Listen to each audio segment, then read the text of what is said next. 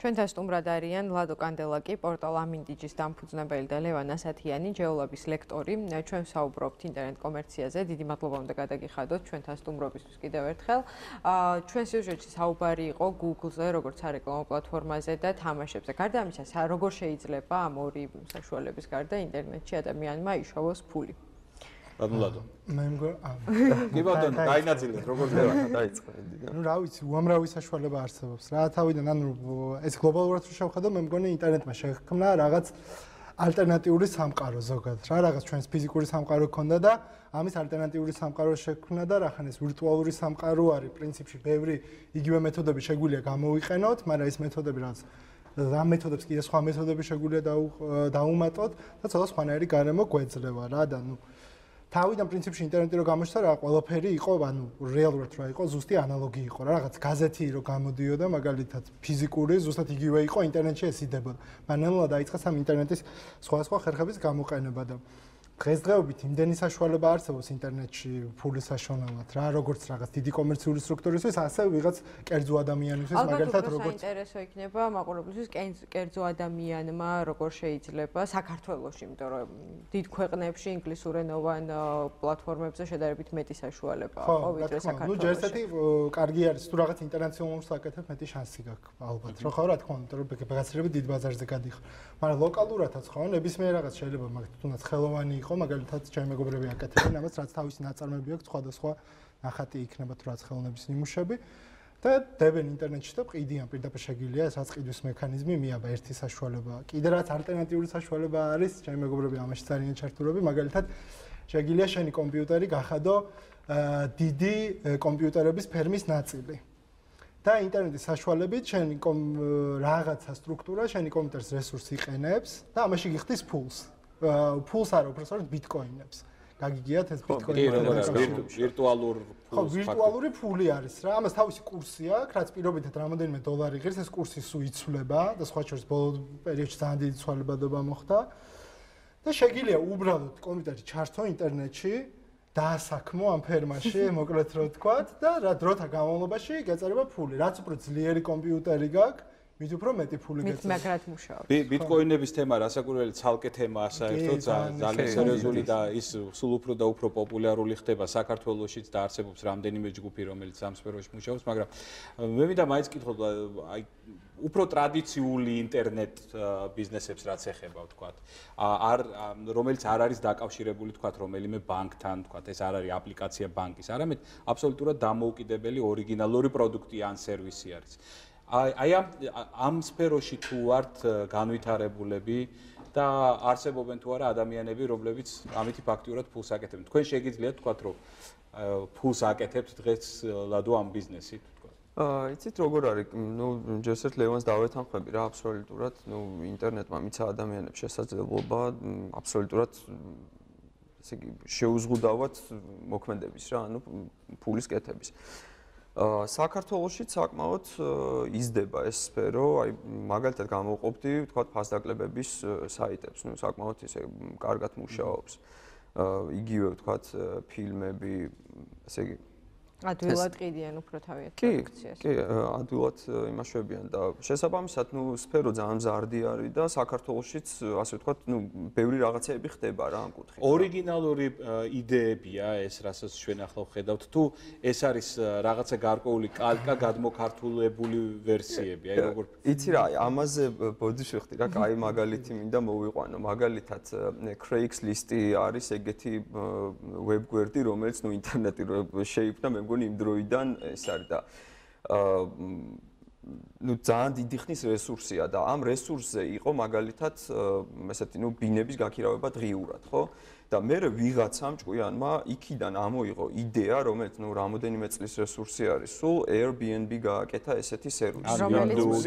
რომელიც სოფლიოს ნუ ფაქტიურად მოედოდა, ნუ აფეთქდა და ის. ავიღოთ კიდევ ვთქვათ Uber-ი, რაცა ეს ტაქსის სერვისი არის, რომელიც სხვადასხვა უკვე საქართველოში საკმაოდ და მე სიმართლე რო გითხრათ, რამოდენიმე ჯერ ჩავჯექი ტაქსში, შოფერმა მითხრა რომ მე ამაზე უმუშაობ რა უკვე. მე რეგულარული მომხმარებელი ვარ და მინდა ვთქვა რომ ძალიან მომწონს არის რამდენიმე კონკურენტი არსებობს უკვე, იმიტომ რომ ეს ტაქსები სუფთა არ მჭირდება მაგალითად შეხვედრის დროს ნომრის აკრეფა, შემიძლია პირდაპირ ავტომატურად აპლიკაციიდან გამოვიძახო და სხვათა შორის ის დაპირება, რომელიც აქვს, თქვათ ეს 10 წუთიანი რეჟიმი, 10 წუთში მანქანა მოვა და გაფრთხილებს ამის შესახებ. იგივე ხმაურის დისკომფორტი არის. ხმაურის დისკომფორტი არ არის თვითონ მანქანაშიც და ძალიან მარტივია და ფაქტიურად მე როგორც ხვდები, მძღოლებსაც ძალიან მოწონთ ეს სერვისი, იმიტომ რომ ეს მთელი დღის მანძილზე ჩართული რაცია უკვე აღარ ახარ რა მიბმული ოპერატორზე რა, ანუ всё, როცა გინდა ისვენებ, ანუ შენ თვითონ გაანკარგავ შენ გრაფიკს რა. ამაში ერთ საინტერესო რაღაცას ჩავამატებ, სხვა შორის ახლა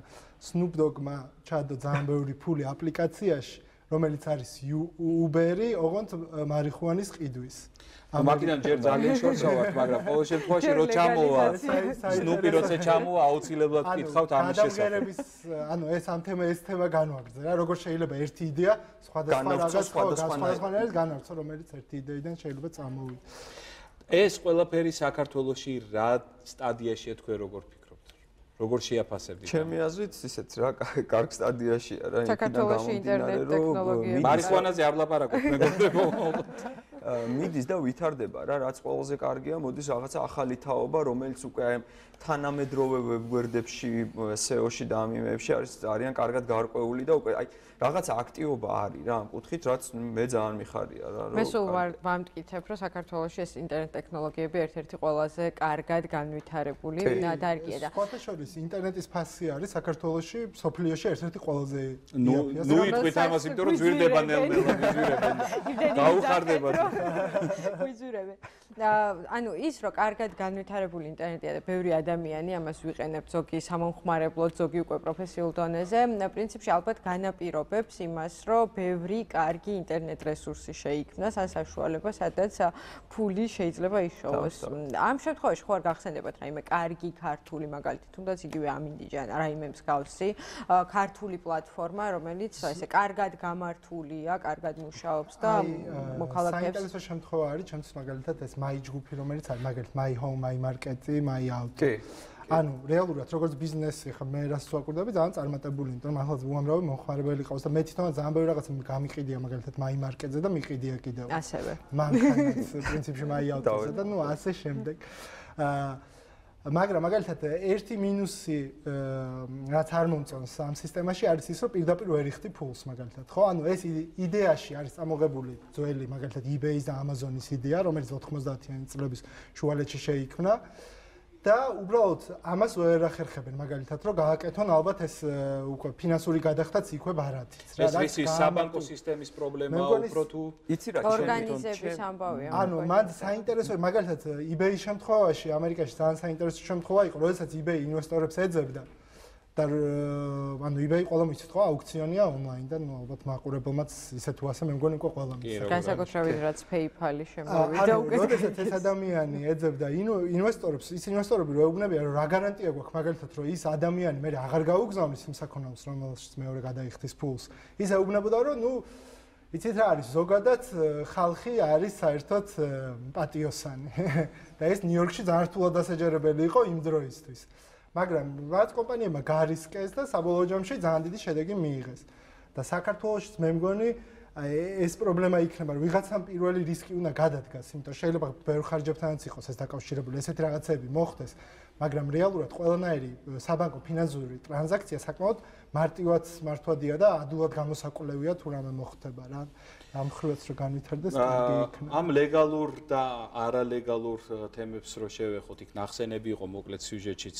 ჩვენ ახალ ფენომენს შევეჯახეთ ბოლო რამდენიმე წელია, რომელიც ასე თუ ისე უფრო მოხდა უკვე მედიაშიც, ეს არის ეგრეთ წოდებული darknet-ი, ანუ არალეგალური ქსელი. მე მინდა მეგობრებო გითხრათ, რომ ინტერნეტი მხოლოდ Google-ი არ არის და Google-ის საძებნი მანქანა საკმაოდ დიდი რესურსი არსებობს, რომელიც ეგრეთ წოდებულ ესეთ ჭდილოვან ქსელში არის და იქ უამრავი სხვადასხვა არალეგალური პროცესი მიმდინარეობს. საქართველოში რამდენად არის საერთოდ ეს ჯერ ერთი ჰაკინგის კულტურა, ვთქვათ, ჰაკერების კულტურა და პლუს არ მინდა დავაკავშირო ჰაკერები და არალეგალური ყოველთვის ერთ და იგივეს არ ნიშნავს.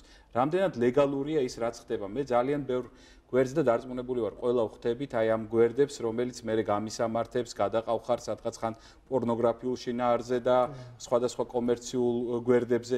რამდენად ლეგალურია ეს და რამდენად გვაქვს საერთოდ კანონმდებლობა, რომ მომხმარებელი თქვა დაცული იყოს გარკვეულწილად. ამ ხრივ მე მგონი რაღაც სუსტად თუ რაც არა ხო სუსტად ვარ, იმიტომ რომ იმიტომ რომ შეგვიძლია მაგალითად ავიღოთ აი ეს ფილმების საიტები, ხო, რეალურად ეს ყველაფერი არ არის. ანუ სანამ ეს darknet-ში და ესეთ შავ დამალულ ინტერნეტში ლეგალურიც კი არა ლეგალური. ჯერ ხო, ჯერ კიდე ეს ნათელ ინტერნეტში ჩავიხედოთ და მაგალითად მუსიკა, ფილმები, რომელიც რეალურად ფასიანია, ქართველი მომხმარებლისთვის ფაქტიურად ხელმისაწვდომია და კანონმდებლობა არის რა მოსაყვანი წყობში, რომ ეს ყველაფერი ჩაჯდეს რეგულაციის ავტორუგლების შესახებ არსებობს, მაგრამ ფაქტიურად თუმცა მექანიზმი მისი ამოქმედება საკმაოდ გაურკვეველი. ჭაფრელები ყოველთვის არსებობს და თქვა ნუ გზები რომ რაღაცა თქვა მე ისე გადააკეთებ, გადმოაკეთებ, მაგრამ ესენიც ხდება მაგალითად ფორუმებზე არის ხოლმე ეს ესენი რა ქვია ამ Facebook-ის ლაიქებს რო ლაიქ ფერმები ხედვაც არის. იგივე ვიზიტორების გაყალბებაც საკმაოდ და სხვა შორის ამის მომხმარებლები აი საქართველოსთან დაწყებული ანუ აი ესე პირდაპირ ვერ დაადანაშ ვერ დაუმტკიცებ ვერავის რომ ამის მომხმარებელი ხარ ძალიან რთულია მაგრამ ამაში ეჭვმიტანილი როგორც საქართველოში ასევე თელსოფლიოში ძალიან ბევრი ძალიან ცნობილი კომპანიები და პირები არიან ამიტომ ატარებს ხოლმე მაგალითად Facebook-ზე Zuckerberg-ი პერიოდულად წმენდას და ნაყიდი ლაიქების ჩამორიცხვას და ასე შემდეგ. სხვა ფილიპინებში არის ეს ბიზნესი რატომღაც ძალიან აქტიური. გაყიდვი ეს ლაიქები. ხო, ანუ ლაიქების იუზერებს იქ ყიდიან, უფრო აკეთებენ ხელოვნურ Facebook-ის მომხმარებლებს და მომხმარებლებს ყიდიან და მე სხვა კომპანია უკვე მათგან არის რესურსები, ლაიქებინებს ამ იუზერს სხვადასხვა გვერდებს აკეთებდნენ რა რაღაცა ესე ტრაფიკის манипуляციებს და ამით თქვა ნუ ცოტა სარეკლამო ბაზარი აზარალეს რა ჩემი აზრით რა ხან არ დავასახელებ რა თქმა უნდა მაგრამ სარეკლამო ბაზარზე სასაუბროთ ალბათ საინტერესოა ისიც ანუ ადრე ვებგვერდები უბრალოდ თავაზობდნენ ხოლმე კომპანიებს სარეკლამო ბანერის ადგილს და ეხა უკვე ბევრი მარკეტოლოგი მიხვდა იმას რომ მხოლოდ ბანერის ყიდვა დიდ აღარაფერს აღარ ნიშნავს ხო ანუ ეს არ არის ისეთი ხო ანუ ეგ ნიშნავს რომ ალბათ არ გამოიყენო ინტერნეტის პოტენციალი ბოლომდე რაღაც მინიმალური პოტენციალი გამოიყენო. ხო, ანუ ამ შემთხვევაში ვებგვერდების მფლობელების მხრიდან რა არის ის, რასაც აი ცოდნაც არისო რა ადრე რა ვთქვათ სიტყვაზე რა მარკეტინგის სპეციალისტს მიაჩნდა რომ შეიყიდა ბანერი რომელიღაცა ვებგვერდზე და იმის იქით რა ხდებოდა არ აინტერესებდა. ეხა ძალიან კარგია რომ უკვე კომპანიებმა დაიწყეს აი ამ ასე ვთქვათ რა იუზერის მოქმედების მიყოლება. ანუ აი საიდან გადმოვიდა მე სად გადავიდა შესაბამისად ვთქვათ ის გაყალბება უკვე რა ვიღაცა რო აყალბებდა რო ვთქვათ საიტზე რო ყავდა სიტყვაზე 20000 ვიზიტორი და რეალურად ეს იყო ფილიპინებიდან ვთქვათ $1 ნაკიდი 20000 დღეს უკვე ეს ნელ-ნელა შო რა واردება იმიდან რა უკვე შესაბამისად ალბათ ანალიზის გარდა ვთქვათ გაყიდვებიც არ ეზერდება შესაბამისად ზოგ შემთხვევაში ვთქვათ ეს პროდუქტია და არაეფექტურია შეუხვედრილ ვარ ვინც ძალიან უკმაყოფილო იყო ვთქვათ დადეს რაღაც რესურსებზე ბანერი და ნული შედეგი საკმაოდ სოლიდური თანხა კი ანუ აქ როგორი რაღაცაც მანამდე ლაპარაკობდი ის მოხდა რომ თავიდან ინტერნეტი რო გამოჩნდა ეს ხო სრულიად ახალი სივრცე და გამოიყენეს ტრადიციული ანალოგები რა რაც აქამდე არსებობდა აქამდე იყო მედია იყო ტელევიზია რაღაც რადიო და ბეჭდური მედია ხო და ამიტომ როგორ ხდებოდა რეკლამის განთავსება იმ მედიაში ხო იყო რეკლამა ან ტელევიზიაში ან ამოღებული რაღაც გაზეთში ჩადებული რეკლამა ან თავიდან ამ ხერხს მიმართეს მაგრამ მე რაც რო გავიდა რეალურად ბევრად მეტი პოტენციალი დაინახეს და ეს არის ის რომ მაგალითად ინტერნეტმა მარკეტოლოგებს საშუალება მიცადს რომ მომხმარებლის პირდაპირ ტვინებში ჩაიხედო. ანუ აქამდე მედია ამის საშუალებას ფაქტობრივად ვერც ერთი და ერთეულებზე გავიდნენ. ანუ კონკრეტული ერთი მომხმარებელი.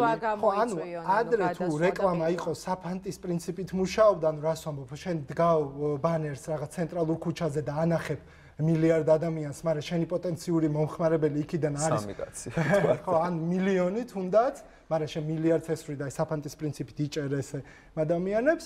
ინტერნეტში შენ უკვე პირდაპირ იმათ ხო პირდაპირ რეკლამას ზუსტად იმ სეგმენტს რომელიც შენთვის არის რეალურად იმიტომ რომ ვიღაცა შენი პროდუქტის მომხმარებელი არასდროს არ გახდება და ნუ ეს ძალიან ათელია მაგალითად ხდებიან ქართველი მარკეტოლოგები ინტერნეტის ამ რესურსებს ან წლიდან წლამდე არის კი წამოვიდა რა აშკარად გვწნობ რა იმიტომ რომ უკვე თქვა ადრე თუ არ ვფთხოვდნენ რა რეპორტინგს რა ამ დეტალიზაციას ეხა უკვე გთხოვენ, რაც ნუ ძალიან გვიხარია რა, იმიტომ რომ უკეთ შეგიძლიათ აჩვენოთ რა სასარგებლო რესურსს თავაზობ. ანუ სუფთა ტრაფიკი შეგიძლია რომ უკვე გაყიდო რა.